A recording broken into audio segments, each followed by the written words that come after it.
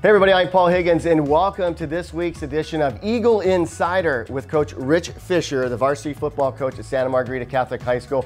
This is something that we're going to do often, hopefully each and every week, depending on his schedule and the football games coming up. Coach, I got to say, you started off in great fashion against Downey High School. You had a sophomore quarterback that never took a snap on the varsity level.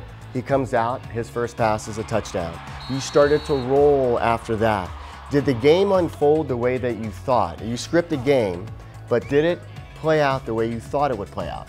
Well, if I knew we were going to score a touchdown on the first play, if we can do that every time, I'll definitely script it. But it was a good start for him. Obviously, a good start for our team. Anytime you can put points on the board really early. So I don't know that we thought we were going to score on the first play. We were hoping to, but defense did a good job of holding them and getting the turnover, and then obviously. Peter did a great job of finding the E-Buck in the end zone. It was a long, hot summer, and I know that you have a very regimented practice. You got a great group of coaches, and the kids have adapted, and also they have accepted what your approach. 3 years in, this is going to be your third year. Did you think this is where you would be your third year? This is about the time where you start to see, change in culture and developing kids. This will be our third class that's come through, so 2 off seasons for us. They've been in the system, both offensively and defensively. Used to have a number of kids that, transfer in that are new, but I think as a core, the whole group, this is about where you feel like hopefully you can turn the corner. We had you wired for sound, so I appreciate you doing that. David Espinoza came up, put a microphone on you before the game, and you kept it on the entire game this time. I really appreciate that. Yeah, it didn't last long last time. No, but hopefully that's something we can do again and again if need be, and we'd love that. Because what I noticed about you, Coach, is that if you get angry with a kid, if you get uncomfortable, with something they did, you immediately correct them, maybe at a different tone, and then you flip a switch and say, hey, you having a good time? Is this fun or what? I mean, I don't know where that comes from. Is that wisdom? Is that something you've learned? I think over a period of time, you got to understand how to reach your kids. You got to be firm but fair, and at the same time, I think it's important that the kids know that you care about them, and they do know that. So we say, don't listen to the tone, listen to the message. Because it's a competitive atmosphere, it's a competitive game, and you're expecting perfection all the time, and when things don't work out, you get upset, but at the end of the day, those kids know we care about them and love them. If they could hear everything that I heard, it's unbelievable what Coach says and how they go about even calling a play. Can you go off of that? And I mean, you're on the sidelines. I noticed that you're not even looking at the down and distance. You're not looking at the scoreboard. You're asking, is it 2nd and 3? What's the down? Where are we? And then you call plays off the situation. Can you bring us in that? Because this is the Eagle Insider. Yeah. There's a lot that goes into to game day, into calling a game. There's a lot of information, a lot of breakdown.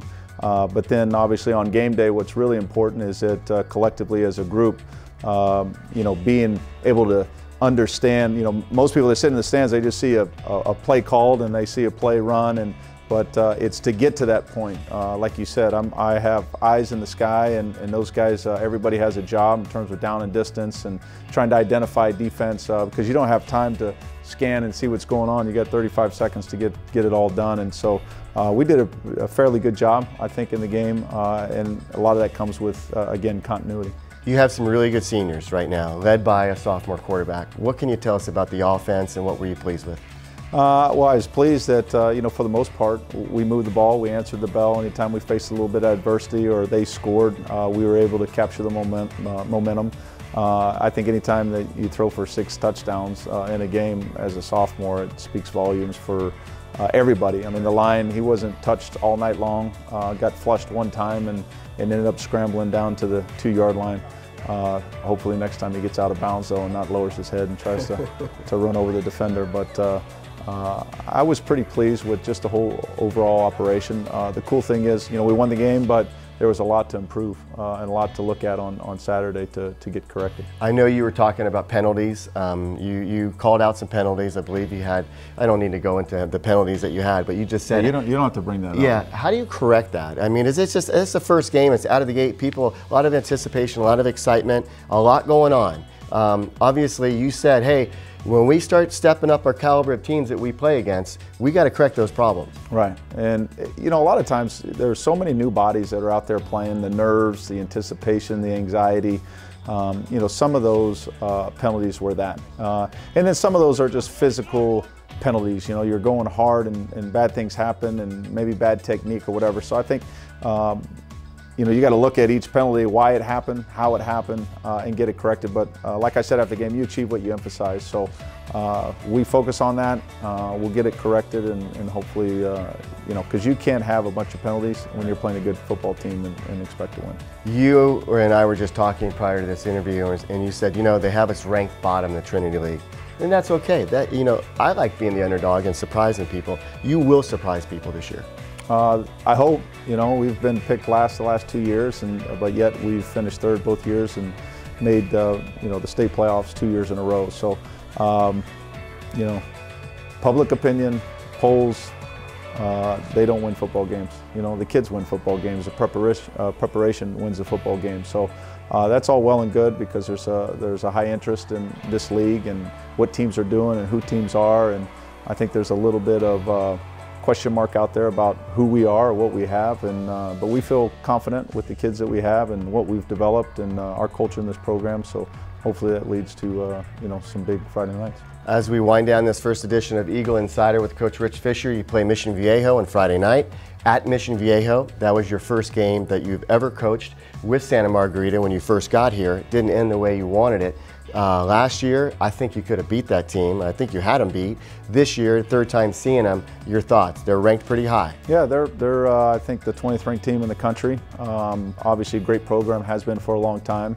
They're kind of the class of South Orange County here in terms of public schools, and so we'll have our hands full. I mean, they're well coached, they got great players, they do every year.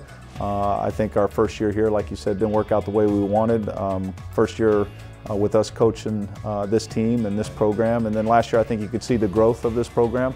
Definitely should have won that game, but you didn't. You know, penalties, turnovers, those kinds of things when you're playing good teams will come back to bite you. So hopefully we could play a clean game this week, and kids will be confident. We'll get started today with practice and prepare good during the week so we can try and knock them off on Friday night. Before I let you go, one additional question. I wanted to ask you, your defense had a shutout in the first half.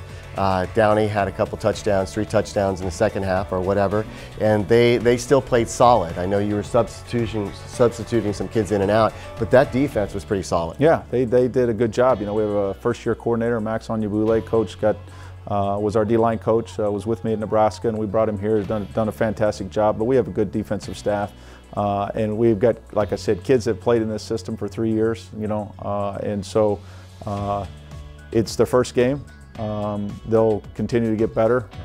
We're going to make hopefully the biggest jump from week 1 to week 2, and if they play that way consistently throughout the season, we'll be in a lot of ball games. Well, it's exciting. You can tell the anticipation now for an Eagle football game. What Coach Fisher has done in 2 short years, now going into his 3rd year, is something special, and it's really something special to watch. Coach, I look forward to doing this each and every week.